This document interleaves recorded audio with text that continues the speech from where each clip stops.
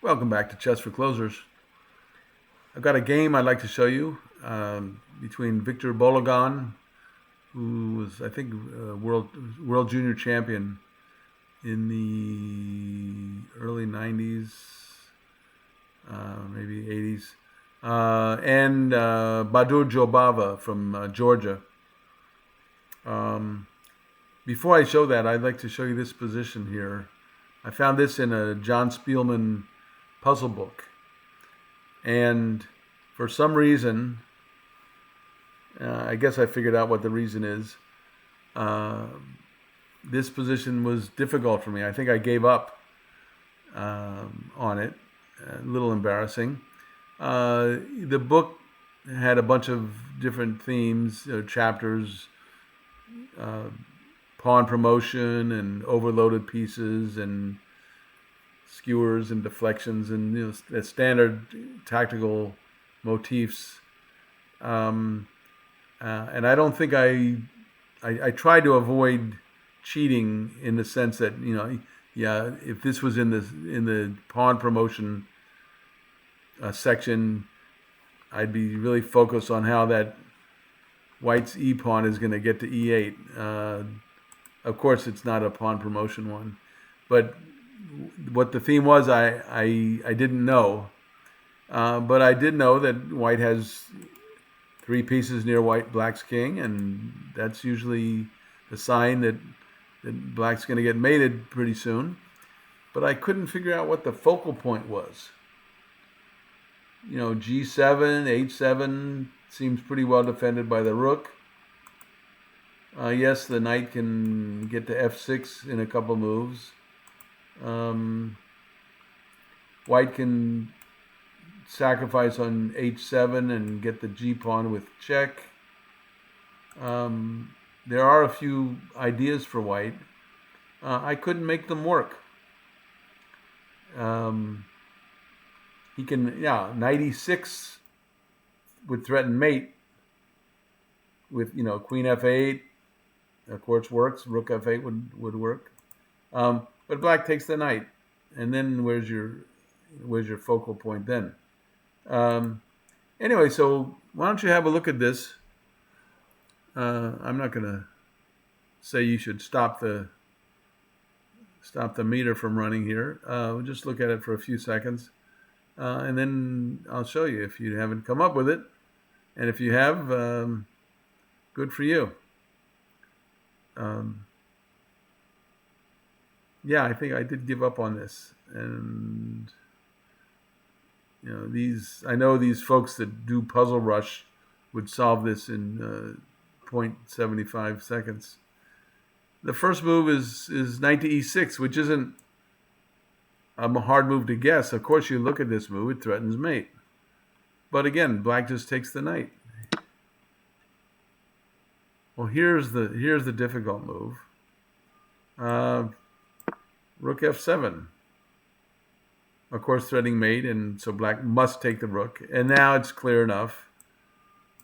Yeah, the skewer is going to be on black's first rank. White wins his queen on b8, and the game is over. But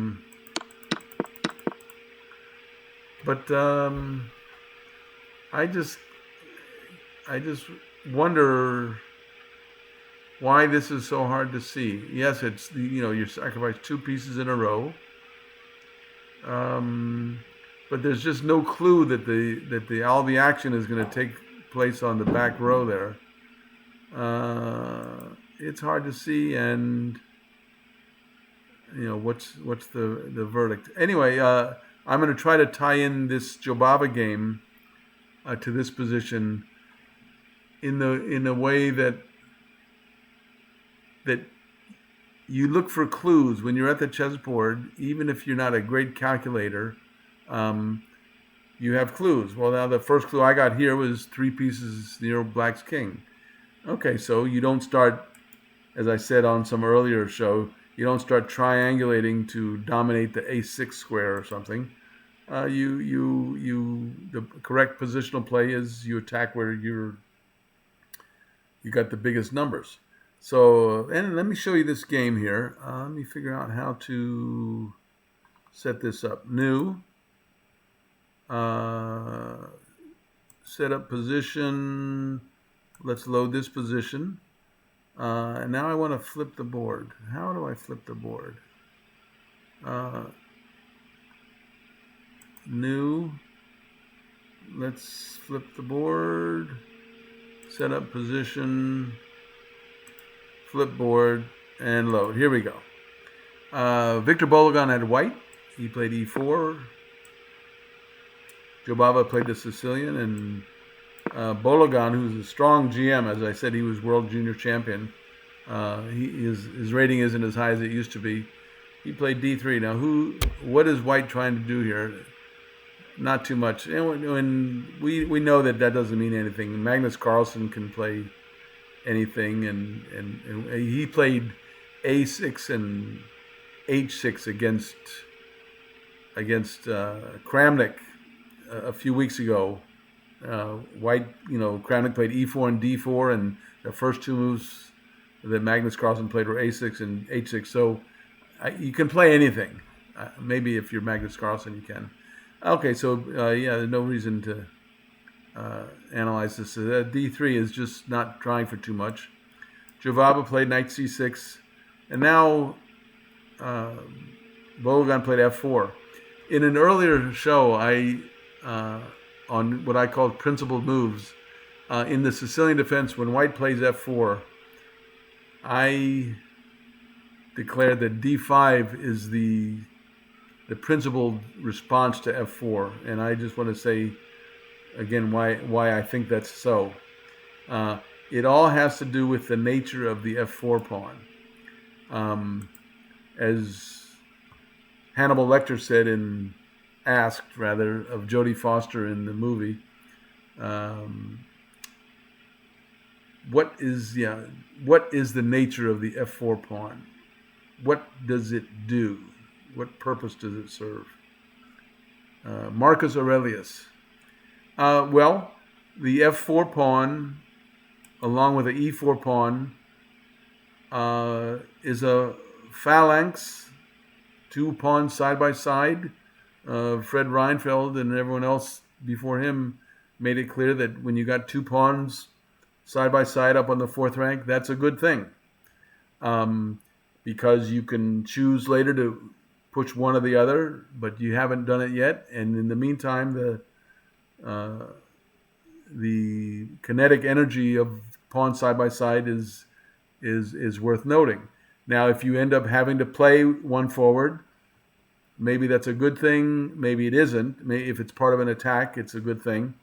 But pawns side by side on the fourth rank are a good thing. Black has his two right here.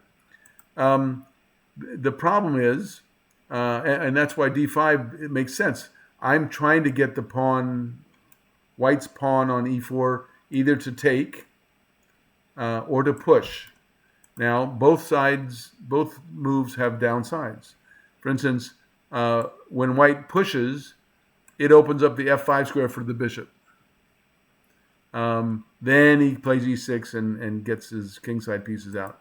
But the exciting and the interesting variation is when white takes on d5, and that's when the pawn on f4 loses its raison d'être, as the French folks say. It's not part of a two-pawn side-by-side phalanx. It's not an f pawn supporting an e pawn on e5. It's just sitting on f4.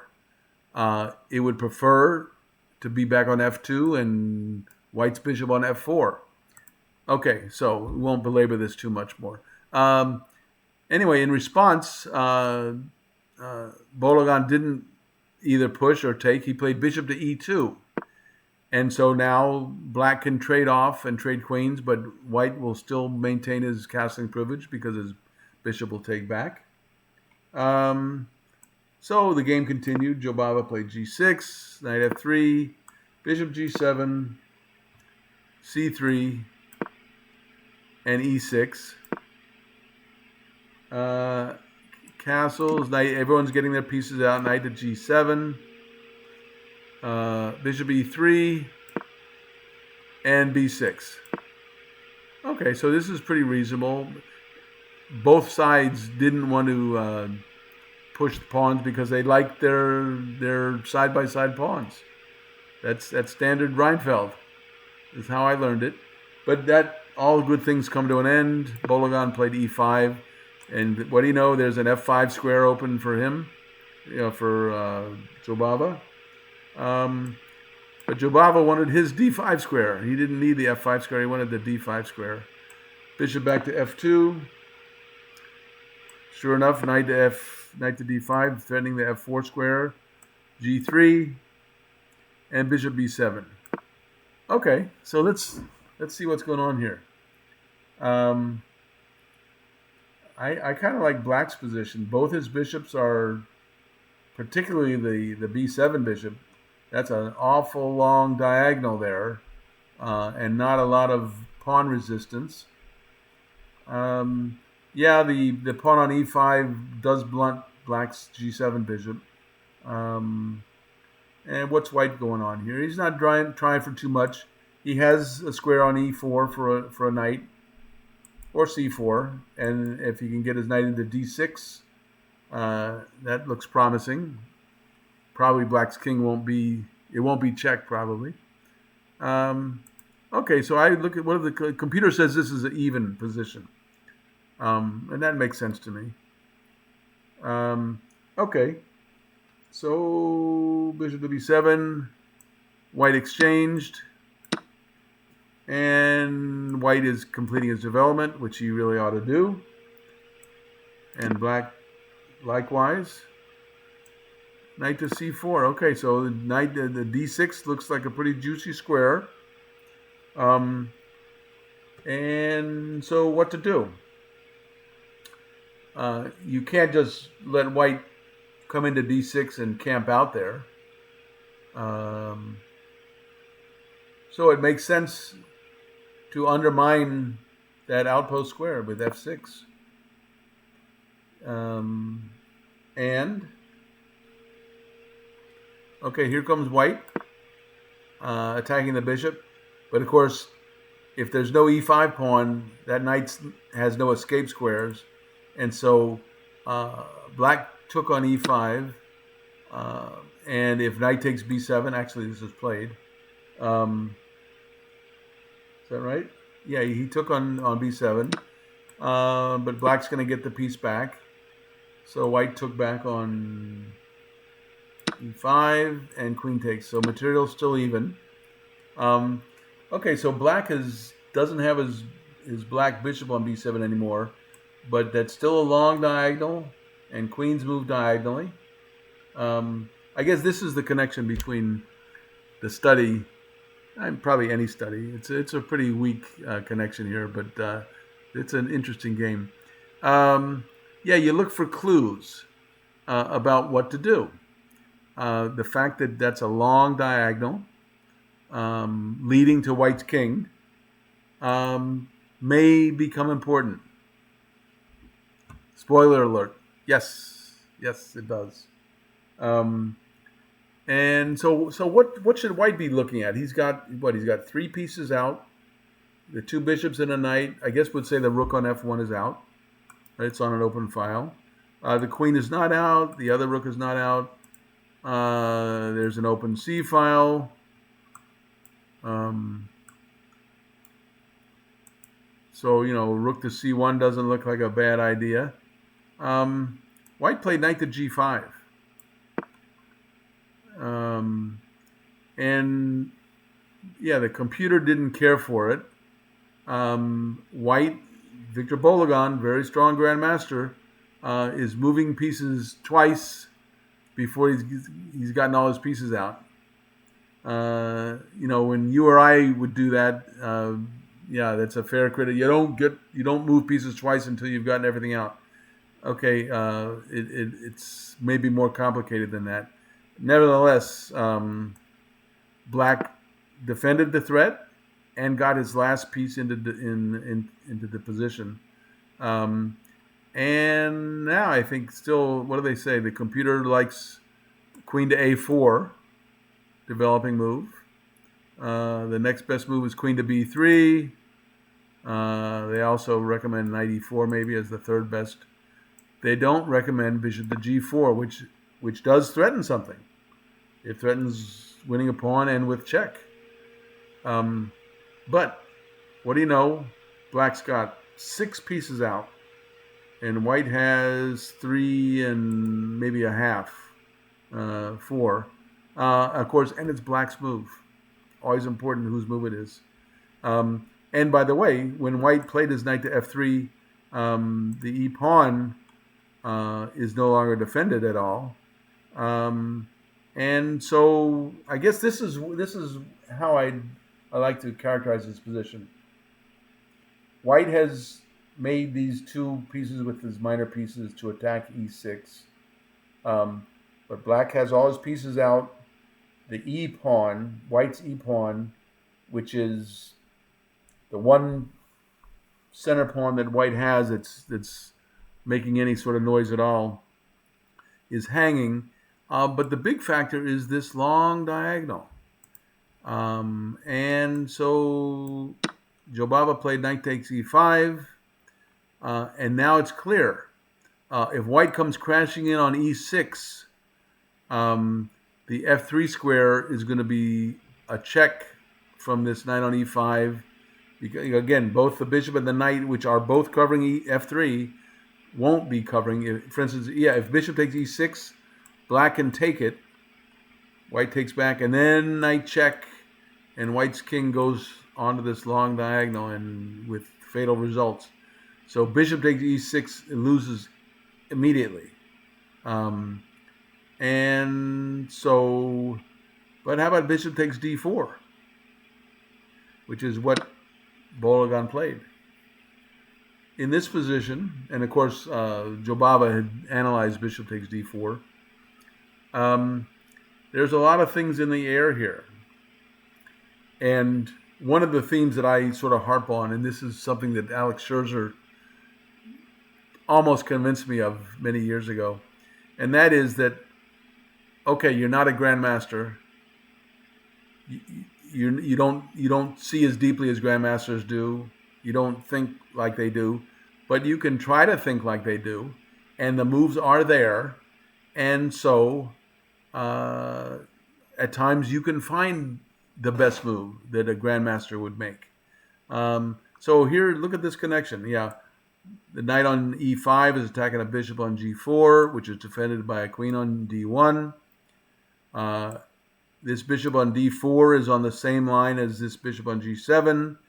And the black knight can move with check, so there's some possibilities there.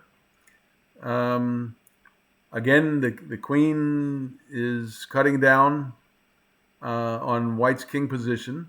So specifically, for instance, and of course the F file is open. So let's see, is this queen overloaded? It has a responsibility on g4. Does it have a responsibility on f1? Well, maybe not, because the king can handle f1, right? But wait a minute. With a king on f1, queen to h1 check is in the air. There's a knight in the way, but that knight can move with check. So there are themes here. And indeed, rook takes f1 is the first move. Can't take with the queen. The bishop hangs. Got to take with the king. Knight e3. You're winning the queen if white doesn't take back. And now here comes your big boss check.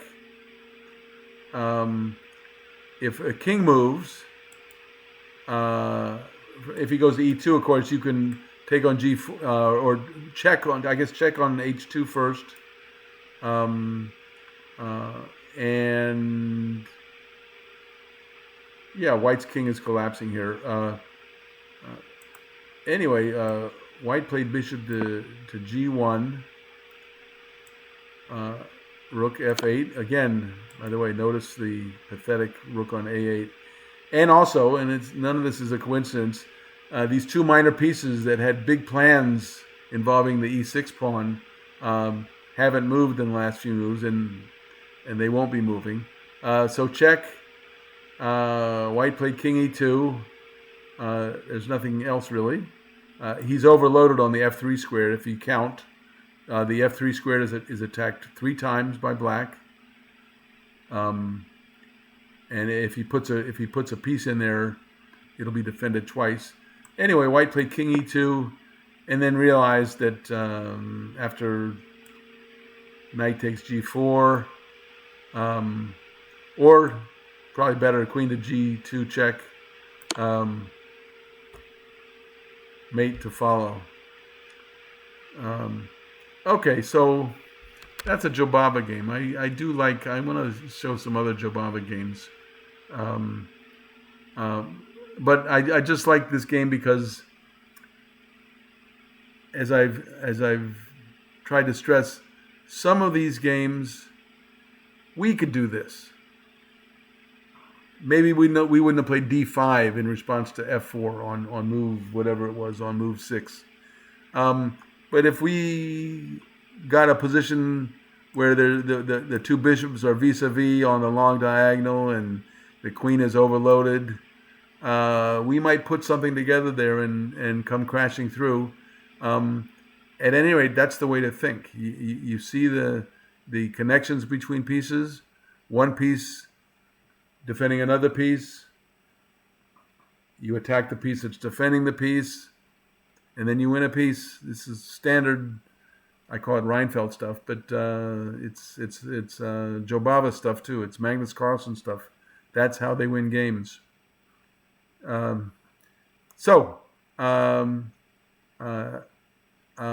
and subscribe if you like and subscribe, and check me out next time on Chess for Closers.